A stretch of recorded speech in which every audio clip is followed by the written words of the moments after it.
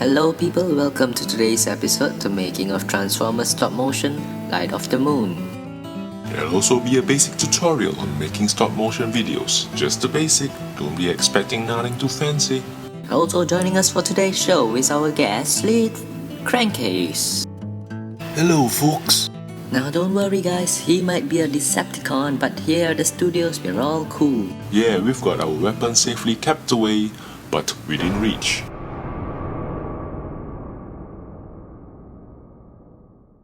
On a lighter note, Crankcase here had a chance to star in a Godfather tribute recently. So Cranky, tell us more about it.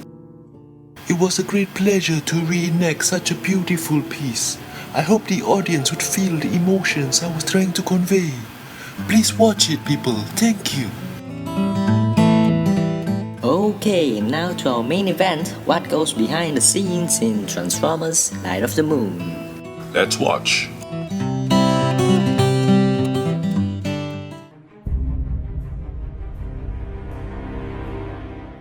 Hello guys, thank you for watching.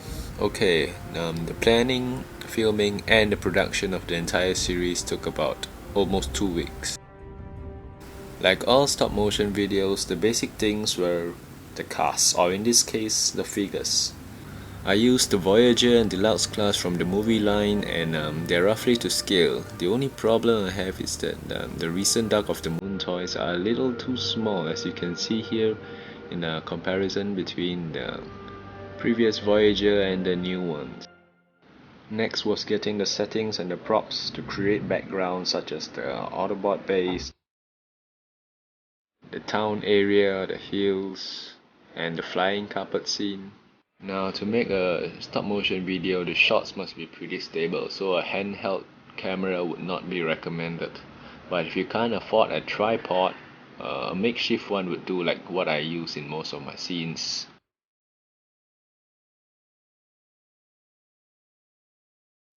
And finally, with the camera itself, I just used my old Olympus Digicam.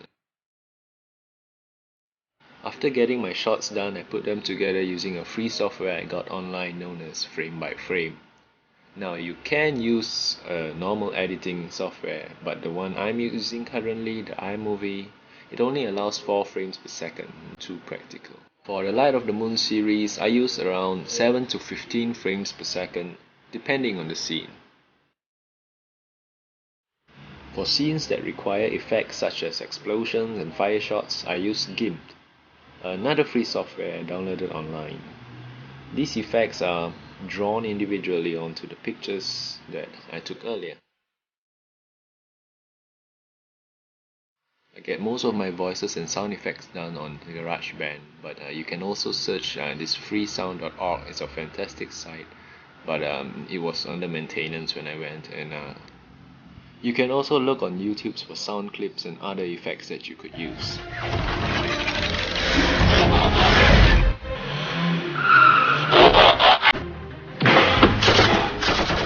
After I get all the material ready, I put them together using the standard iMovie, which I use for most of my other productions as well.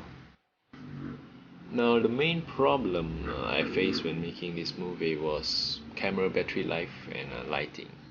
I only had one camera, so I had to recharge every now and then, and that really delayed production. Also, because I didn't have proper lighting, I could only shoot during daytime, relying on natural light. Among other problems that you should expect to face are figures not cooperating, accidentally hitting the camera in the middle of a scene, and friends think you're crazy. Anyway, that's about it for today's episode. Don't forget to watch the series if you haven't. Click on the following links. Stay back till after the credits of every episode for a special behind the scene footage. Well, that's all the time we have left for today.